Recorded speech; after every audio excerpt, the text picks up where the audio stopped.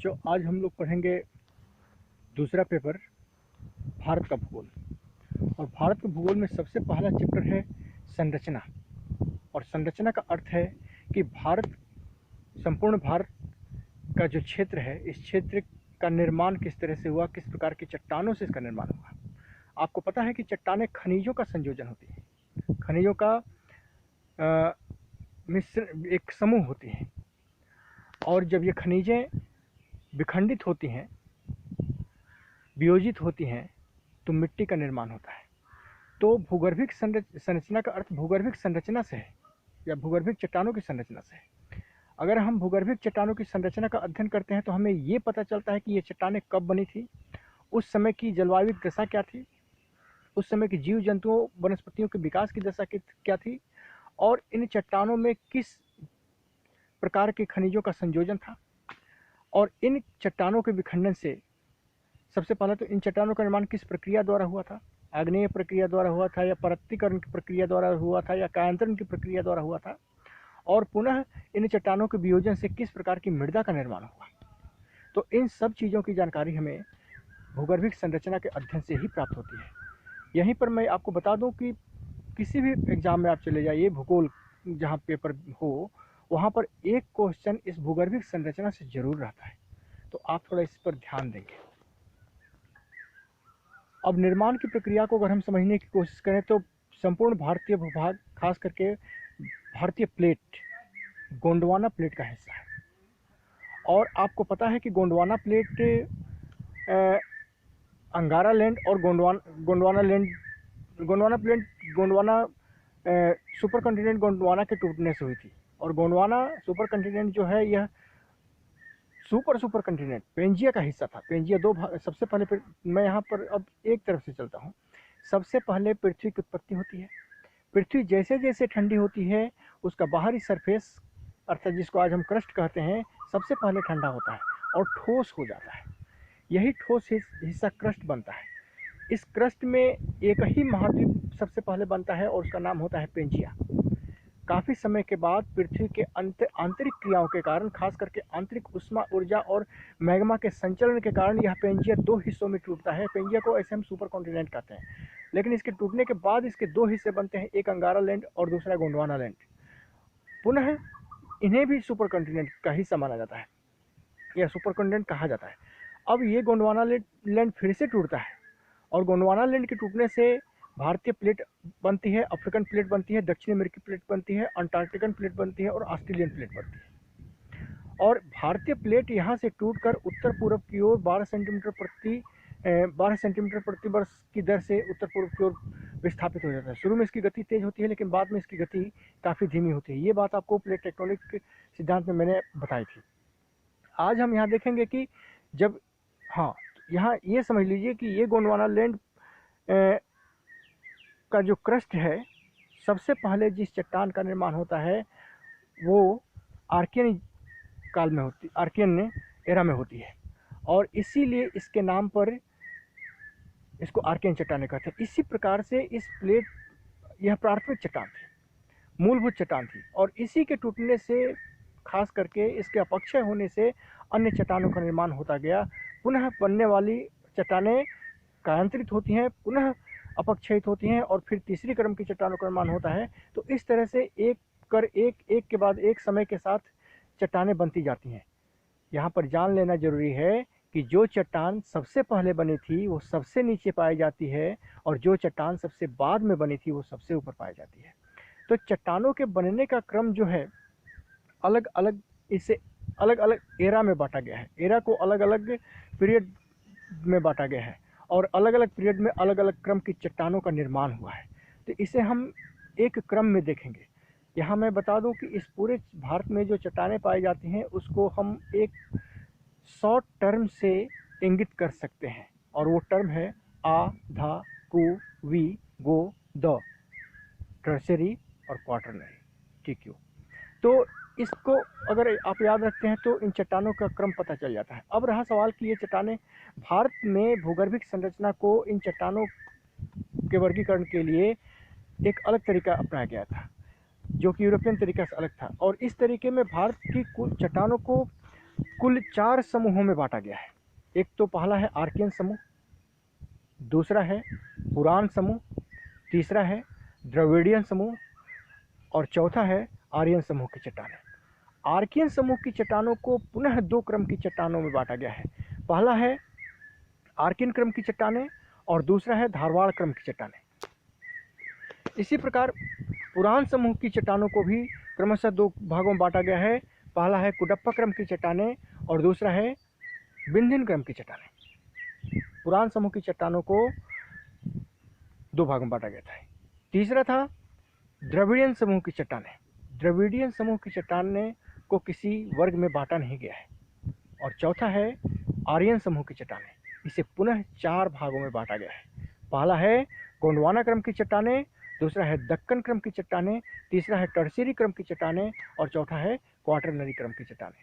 इस तरह से भारतीय भूगर्भिक संरचना में कुल 8 प्रकार की चट्टानों की प्रमुखता है और इन्हीं 8 क्रमों की चट्टानों को क्रमशः आर्कियन क्रम की चट्टान, धारवाड़ क्रम की चट्टान, कुडप्पा क्रम की चट्टान, विंध्यन क्रम की चट्टान, गोंडवाना क्रम की चट्टान, दक्कन क्रम की चट्टान, टर्शियरी क्रम की चट्टान और क्वाटरनरी क्रम की चट्टान के रूप में क्रम से रखा गया है। आर्कियन सबसे पुरानी है और क्वाटरनरी सबसे नई है। और इसी चट्टानों के फर्स्ट लेटर को लेकर हमने आधा कुबी गोद TQ कहा था।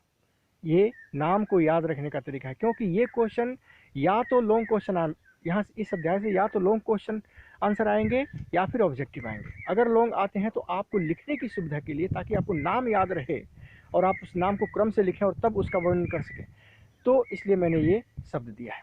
खैर, अब आते हैं आर्कियन क्रम की चट्टानें।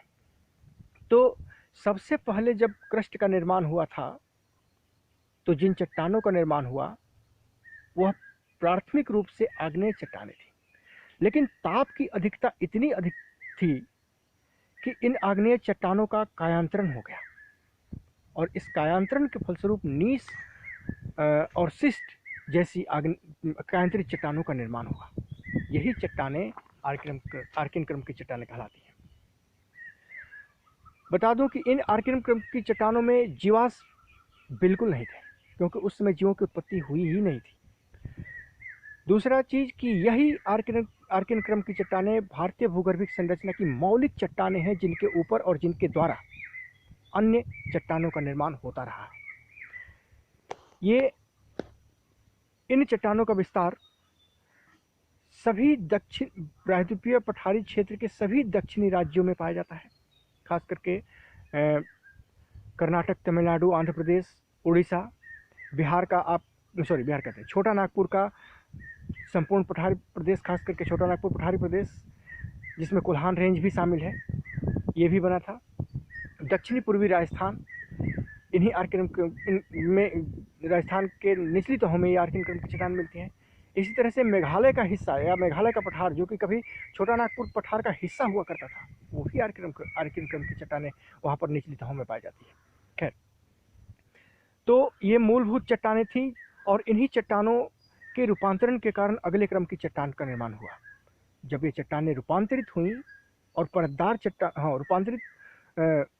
रूपांतरित होने के बाद फिर इनका अपक्षय हुआ, तो अपक्षय के कारण जिन परतदार चट्टानों का निर्माण हुआ उसे धारवाड़ चट्टान कहते हैं। वास्तव में यह प्रथम परतदार चट्टान थी, धारवाड़ क्रम की चट्टान, लेकिन इन परतदार चट्टानों का फिर से रूपांतरण हो गया और तब मूल रूप से पूर्ण रूप से धारवाड़ क्रम की चट्टानें बनी। आप सीधा सीधा समझ सकते हैं कि आर्कियन क्रम की चट्टानें अपक्षयित होती हैं और अपक्षयित होकर परतदार चट्टानों के रूप में बदलती हैं। इन परतदार चट्टानों का जब रूपांतरण होता है तो धारवाड़ क्रम की चट्टानें बनती हैं। इस रूपांतरण की क्रिया के कारण चूंकि प्रारंभिक तत्व धात्विक तत्वों में बदल गए, यही कारण है कि संपूर्ण भारत में या विश्व के लगभग सभी हिस्सों में इस धारवाड़ क्रम की चट्टानों में सर्वाधिक धात्विक अयस्क पाए जाते हैं। और ये क्वेश्चन कई बार एग्जाम में पूछ चुका है कि भारत की किस चट्टान में सबसे ज़्यादा धातु के निक्षेप पाए जाते हैं, तो ये धारवाड़ क्रम की चट्टानें ही हैं जिसमें सबसे ज़्यादा धात्विक निक्षेप पाए जाते हैं। तो आपको ये चीज़ समझ में आ गया होगा कि धारवाड़ क्रम की चट्टानों का निर्माण हुआ कैसे था। तो आर्कियन क्रम की चट्टानों के रूपांतरण के बाद जब इनका अपक्षय हुआ तो एक नई परतदार चट्टानों का निर्माण हुआ। ये परतदार चट्टानें जब रूपांतरित हुई तो धारवाड़ क्रम की चट्टानों का निर्माण हुआ। धारवाड़ क्रम की चट्टानें, उसी समय आर्कियन हलचल के दौरान इन धारवाड़ क्रम की चट्टानों में अरावली पर्वत का भी निर्माण हुआ, जो कि भारत का सबसे प्राचीनतम पर्वत है। और ये एग्जाम में कई बार पूछ चुका है कि भारत का सबसे प्राचीनतम पर्वत कौन है। तो अरावली पर्वत का निर्माण भी इसी धारवाड़ क्रम की चट्टानों के निर्माण के दौरान हुआ था। स्पष्ट है कि उस समय भी जीवों की उपस्थिति नहीं थी, जिसके चलते इस धारवाड़ क्रम की चट्टानों में किसी प्रकार के जीवाश्म नहीं पाए जाते हैं। अब रहा सवाल कि ये धारवाड़ क्रम की चट्टानों को धारवाड़ ही क्यों कहा गया, क्योंकि इस चट्टानों की खोज सबसे पहले कर्नाटक के धारवाड़ क्षेत्र में की गई थी, इसीलिए इसे धारवाड़ क्रम की चट्टानें कहा गया था। ये चट्टानें कर्नाटक के धारवाड़ शिमोगा जिला में पाई जाती हैं। तो इसे इस उपस्थिति के आधार पर दो भागों में बांटा गया है, एक तो प्रायद्वीपीय धारवाड़ चट्टानें और दूसरा है बाह्य प्रायद्वीपीय धारवाड़ चट्टानें। दक्षिणी दक्कन प्रदेश जो है उसके उत्तरी हिस्से में, खास करके उत्तरी कर्नाटक से कावेरी घाटी तक, बेलारी और शिमोगा जिले, मध्यवर्ती पूर्वी दक्कन प्रदेश, नागपुर और जबलपुर में सासर श्रेणी, बालाघाट और भटिंडा में चिपली श्रेणी, रीवा, हजारीबाग, इन सब क्षेत्रों में गोंडाइट श्रेणी तथा विशाखापत्तनम में कुदोराइट श्रेणी, अरावली श्रेणी के क्षेत्र में उत्तरी अरावली और निचली अरावली श्रेणी के रूप में, खास करके दिल्ली के निकट तक, और गुजरात में चंपानेर श्रेणी के रूप में ये धारवाड़ चट्टानें पाई जाती हैं। दिल्ली श्रेणी धारवाड़ श्रेणी का ही हिस्सा है।